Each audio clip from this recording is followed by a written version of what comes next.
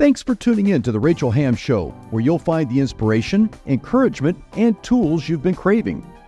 Be sure to hit subscribe and give this video a quick like. Now, here's Rachel.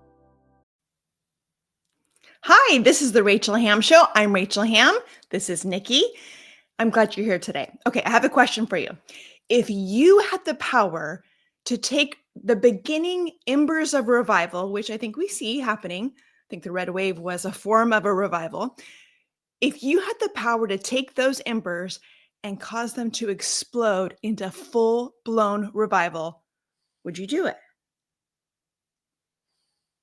Okay, well, I'm going to share with you a dream that I had, the message from the dream, and let's see if by the end of this show, you would say absolutely yes to that question. Okay, so the dream was pretty straightforward, simple, and short. Justin Bieber was on the stage, like at one of his concerts, and his mom and I were standing next to the stage watching him. He went from singing into sharing passionately about the Lord. And actually, he's done this in real life. Like I've seen videos of him actually sharing about the Lord. I have a deep sense of care for Justin Bieber. I love him. I pray for him. I just have like a mom's heart towards him. But anyway, so he began passionately pouring his heart out about the Lord. It was beautiful. It was powerful. And the audience was completely taken by it. The people were crying. He was crying. It was very, very profound. When his mother suddenly yelled out to him, Justin, don't be so passionate about the Lord like this on the stage. You know that will make the enemy attack you.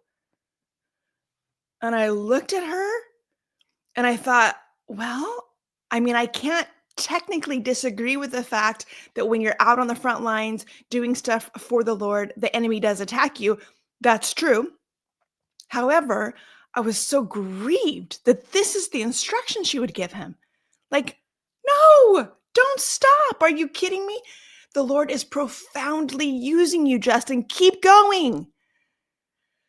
I wasn't saying that in the dream. I was thinking it and thinking, I don't want to contradict his mother to him, but I'm going to have to. And that was the end of the dream. So when I woke up, the Lord began kind of speaking to me about this dream and what it means for you and what it means for me. So there are three things that he showed me.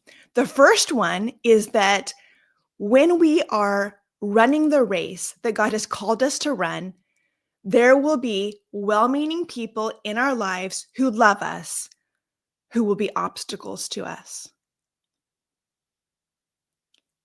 There'll be obstacles to us fulfilling our calling, shining brightly, doing the great things God has called us to do. And they'll mean well, right? They don't want us to hurt. They don't want the attack to come from the enemy. And so sometimes they mean well, and sometimes I think it's selfish. They don't want to have to feel the pain they're going to feel when they see you struggle from attack by the enemy. But either way, it doesn't really matter. How did Jesus handle this, right? This happened to him. Jesus gave us an example. He said, he showed us okay, when you are doing what I've called you to do, when you are speaking about me, when you are shining brightly, when you are being salt and light, the enemy is going to come against you. But this is what you do. Remember in Matthew, I'm going to read it right now to you. Matthew 18:24. Peter took Jesus aside. It says him, but it's Jesus. Okay, so Jesus and Peter together. Peter took Jesus aside and began to rebuke him. Never, Lord, he said, this shall never happen to you. Jesus turned and said to Peter, get behind me, Satan. You are a stumbling block to me.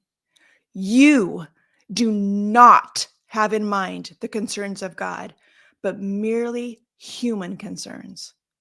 Then Jesus said to his disciples, whoever wants to be my disciple must deny themselves, take up their cross, and follow me. Okay, so Jesus shows us precisely how we are to handle those people in our lives that love us, that are close to us that say, "Oh, no, no, don't take that risk. No, no, no, don't do that." They have in mind the human things. They don't have in mind the things of God, and we must choose God's way and not stumble over those obstacles. So point number 1 is sometimes people who love us can be our obstacles. Point number 2 is don't waste your life. Don't waste your life. It should not be our goal to avoid hardships. And yet, I think often, even if subconsciously, it is. It is the goal. It's like, oh, that's going to create pain. Okay, don't do that. Or, oh, that's going to cause the enemy to come against me. Not going to do that. Don't want to deal with that. Right? Don't waste your life. Avoiding hardships equals wasting your life. Jesus told us very specifically, he said, in this life, you will have troubles. So first of all, he's saying you will have troubles. So why even try to be avoiding, have the goal be to avoid troubles when he said you're gonna have troubles?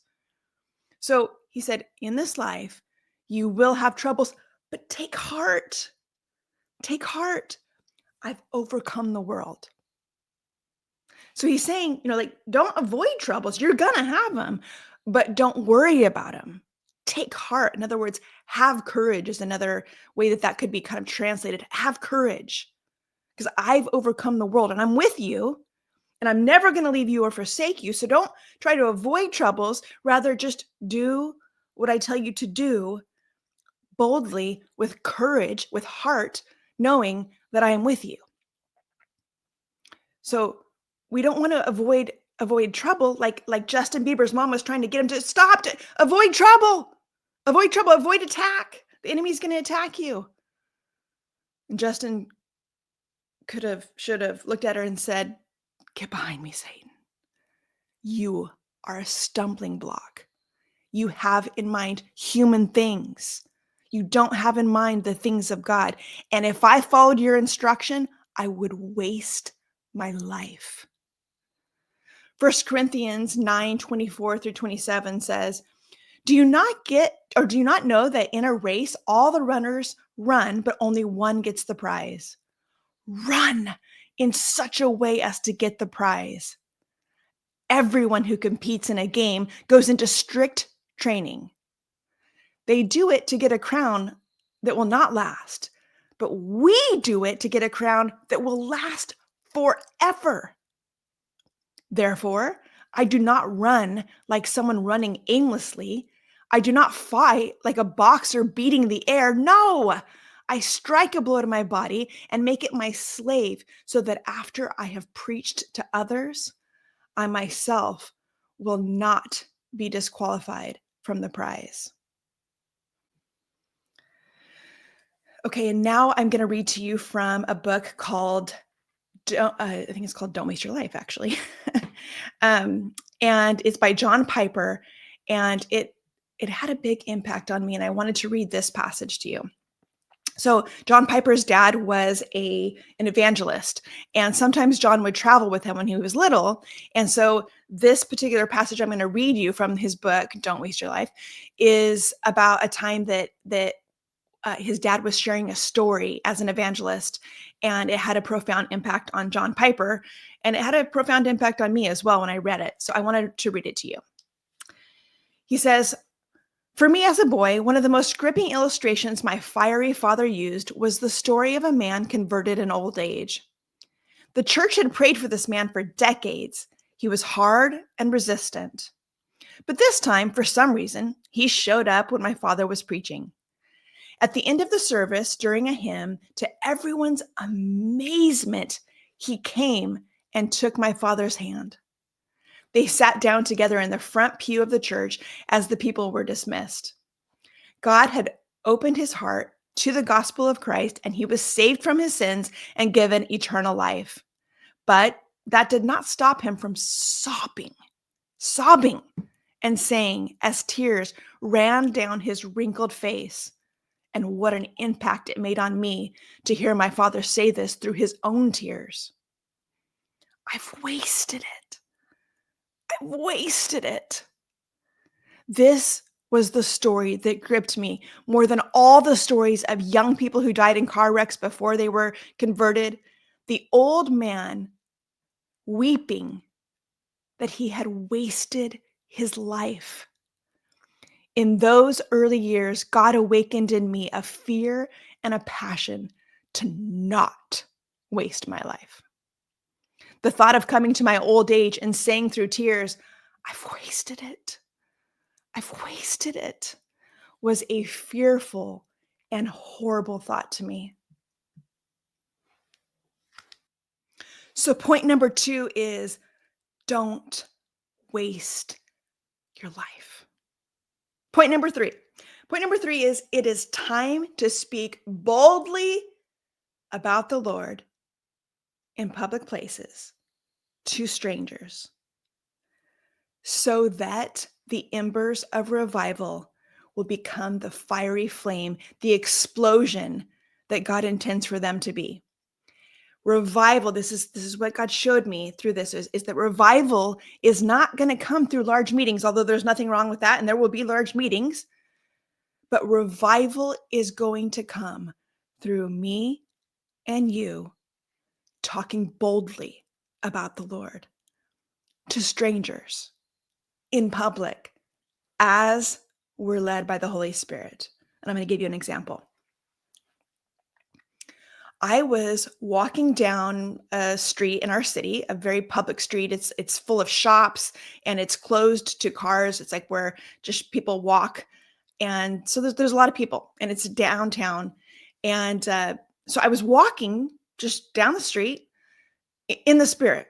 You know what I mean? Like, or I'm like thinking about the Lord, speaking to the Lord in my mind, praying, full of gratitude, really, just all kind of prayed up, kind of feeling just the presence of the Lord as I walked alone down the street. Well, as I'm walking, out of the blue, I see a woman standing there, kind of staring, just like, kind of where they're like zoned out, just standing in the middle of the sidewalk, staring. And I heard the Lord say, go tell her everything is going to be okay. Okay. Strangers in public, talking about the Lord, giving a word of the Lord, encouraging them, speaking about the Lord in any way.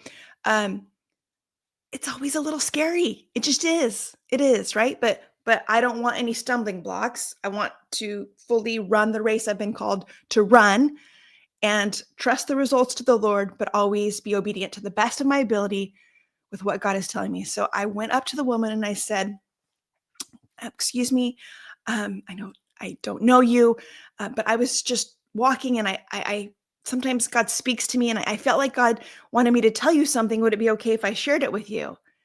And she said, huh? Like almost like she was coming out of a stupor too, like, huh? So I repeated that same thing again. And then she said, sure. And seemed somewhat confused. And I'm thinking, oh my gosh, okay, this isn't going great so far. But I said, okay, well, I really felt like the Lord just told me to tell you everything is going to be okay. And again, she said, huh? So I repeated, God told me to tell you everything is going to be okay. And she just stared at me and then she said, God told you to tell me that. And again, it's like, it feels like it's not landing. Like, it feels like she thinks I'm crazy. She's very confused. Doesn't feel like it's maybe what she needed to hear. Like, she's like, God told you to tell me. I'm like, yes, I think so. That as best I can tell, that's what God told me to tell you. And she burst into tears. And so now I'm kind of like, oh, okay. I was reading it wrong, right? She starts sobbing and she points to this building that we're standing right in front of, which I had never noticed was there, but it was family court. And it wasn't the courthouse. We weren't at the courthouse. We were in like a shopping area, but apparently the family court used this little section of this building for certain family court, what is it called? Like mediations and stuff like that. And so she pointed at it and she said, I'm in family court right now fighting a nasty custody battle where my kids will be in danger if I don't get custody. And it just feels like it's not going to be okay. Like, I'm not going to be okay. They're not going to be okay. This isn't going to be okay. And then you tell me that God told you to tell me everything is going to be okay. Wow. Wow. That is what revival is going to look like. It's going to look like you saying in public to strangers precisely what you feel led to say. And you know what? You could say, well, God doesn't speak to me like that. I've never had God tell me to tell a stranger something. Well, are you open to it? Remember, I asked you at the beginning, I said, if you had the power to take the embers of revival and make them explode into the full revival that God intends to do, would you be willing to do it? Would you be willing to do the thing? I believe God is wanting to use you and me to take those little embers of revival that I believe have already begun and get them to explode. And he's going to do that through us being bold, speaking about the Lord in public places, to strangers. And I think we are going to see revival break out in that way. If you're willing, God will use you. Now, if you feel like you have never in your life gotten a word from the Lord for someone like what the story I just shared, what about just encouragement? Could you give an encouraging word to someone? Could you just be a blessing? Say, I just really feel like God wants me to tell you he loves you. He loves you because he does, right? He loves everybody. That's a word you could say to someone that would bless them, that is bold, because it always takes courage to share something with a stranger about the Lord. But that's so simple, and you can do that at the very least. So ask the Lord to begin speaking to you. When you go out, when you go to the grocery store, say, Lord, use me. Who do you want to speak to? Show me.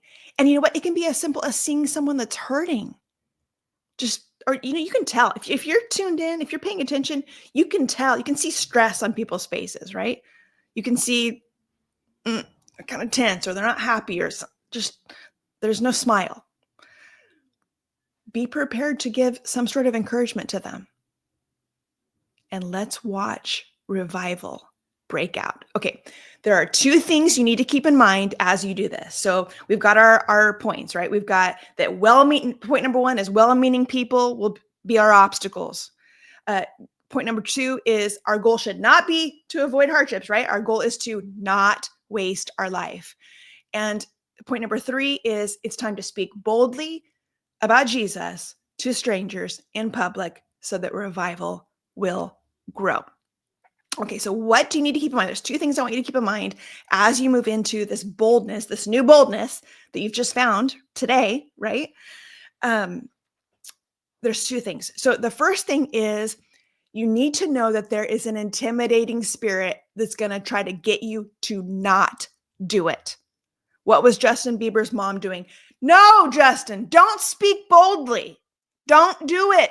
And she was loud and intense and gripping his attention. There is a spirit that's going to do that to you. No, don't speak about Jesus in public to strangers. No, I don't want revival to come. That spirit will try, and you have to overcome it. You have to overcome it. Don't let that evil, intimidating spirit keep you from being bold about Jesus. We need revival.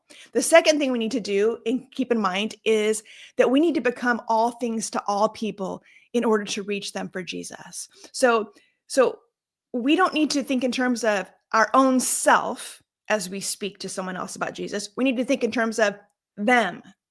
Now, the Lord can give us insight that helps us think of them, but I mean, even just wisdom, asking for wisdom can help you with that. But this is what Paul said in 1 Corinthians 9:19 through 23. Though I am free and belong to no one, I have made myself a slave to everyone to win as many as possible. To the Jews, I became like a Jew to win the Jews. To those under the law, I became like one under the law, though I myself am not under the law, so as to win those who are under the law. To those not having the law, I became like one not having the law, though I am not free from God's law, but I am under Christ's law, so as to win those not having the law. To the weak, I became weak to win the weak. I have become all things to all people, so that by all possible means I might save some. I do all this for the sake of the gospel, that I may share in its blessings. Okay, so it's easy to be thinking about ourselves when we're going to take this kind of big step and be bold and speak about the Lord in public places to strangers. It's easy to think about, well, what do I need? What am I thinking? How am I looking? How am I feeling? Okay, Paul makes it really clear here. If we're wanting to reach people for Jesus, we become like them. One simple way to do that, like one of my favorite places to do this is in restaurants, frankly, sitting at bars, talking to strangers next to you at the bar, or if you're at a table, your waitress, your waiter. This is an easy place to do this, or I don't know if you'd say easy, but it's a place I do it. Ask them questions. By asking them questions, you get to know a little bit in that specific scenario, right? Like if you're at a grocery store, you're not going to walk up to a stranger and start asking them questions about themselves. But in that specific scenario, restaurants, bars, where you can talk to someone right next to you, or an airline, if you're sitting on a plane or whatever, ask them questions about themselves so that you can kind of try to figure out where they are. And then once you know where they are, you can more effectively reach them where they are. Because it's all that really matters. It doesn't matter where you are. It matters where they are. So to be more effective, really be focused on them and to the best of your ability, reaching them where they are. I recently watched an interview where Armie Hammer, who is an actor, was interviewing his mom, Drew Hammer, who is they come from extreme wealth. They're Russian Jews, and they came here. Well, the family came here like 100 years ago or whatever, but they have like oil and gas, and I can't remember where their money came from. I know oil is one of them, but there was a few different industries where they were really successful, and they have a lot of money, and they're very interesting. I actually have met them, which is also interesting because I went to school in Malibu and they lived in Malibu. And so anyway, met them one time, but very interesting interview. Armie, they were raised as Christians. Armie, though, was sexually abused by his youth minister when he was 13 and 14. And I think from some of the wounding that came from that, he has walked away from the Lord and is clearly not living a Christian life. And his mom is a very strong Christian who claims to be an evangelist, which I found interesting because in this interview, Armie is basically saying, all you ever do is talk to me about Jesus. And I really want you to like see me where I am because I'm not there. And she would say, well, this is just who I am. And Jesus, da, da, da, da, da. And he was like, yeah, but like enough. I know what you think, but do you care about what's going on like with me? Like I want to share with you about this other thing. And I've been doing this meditation practice and grateful practice, and starts kind of talking about some of the stuff he's doing. And she would not hear him. And I have nothing against her. I'm sure she's a great godly woman. You know, I'm not trying to bash her, but she seemed to be so caught up in what she wanted to tell him about Jesus that she could not see him where he was. And you know what? Therefore, she was completely ineffective. Completely ineffective. It broke my heart because I know as a mom, she's wanting so badly for her son to be walking with the Lord, and she's trying so hard to make it happen, but she's refusing to see him where he is. It's very important. Paul makes it really clear in this passage that I just read. We need to become all things to all people. In that situation, I think she should have said, yeah, absolutely. I want to hear about your meditation practice. Tell me about that. And tell me after he shares, why do you like it? How has it impacted your life? Jump into his camp and show interest in him and where he is. That opens people up to Jesus. It's ironic, right? She's thinking, I got to tell you about Jesus. I'm beating him over the head with Jesus. And he's like, can you just love me? See me? Join me where I am. Can you just be all things to all people, Mom? So it's really important that as we go out into the world sharing boldly, we keep that in mind. How can we reach that person? Not what do we think or feel or where do we come from? Who are they? And how can I become all things to all people in order that we may win more? Okay, so the 3 points are, in closing, some people who love us are going to be obstacles to us. We need to tell them, get behind me, Satan. Number 2 is don't waste your life. Our goal should not be to avoid all troubles, but instead we should take heart because Jesus has overcome the world. And point number 3 is it is time to speak loudly and boldly about Jesus in the world to strangers so that the embers of revival may explode into full-blown revival. That is the message for you today. Are you going to do it? I asked you at the beginning, if you had the power to take the embers of revival and turn them into full-blown revival, would you do it? So now I'm asking you, will you refuse to let obstacles stop you? Will you refuse to waste your life? And will you absolutely speak boldly about Jesus to strangers in public so that revival can begin or grow, I should say? I will. And if I have any more stories about something that happens, I'll let you know. Now, I will tell you, I have had a couple of bad experiences because sometimes when you share things with people, they have demons. Sometimes. They don't attack you though. I don't want to scare them. They just don't receive it or are like kind of grumpy. So that's the worst case scenario. And then that's not your problem. If you've done what God told you to do, the results are his problem, not yours. Will you do it? Will you do it? Thanks for watching. God bless you and know that you are loved. See you next time. Thanks for watching The Rachel Hamm Show. If you found value in today's content, would you consider giving a gift? Any amount is appreciated, and the links to give are in the description box below this video. Or perhaps you'd like to buy one of Rachel's products so she can continue bringing content like this to you. All the links to purchase her products are in the description box below the video. To find out more about Rachel, you can go to her website, rachelhamm.com.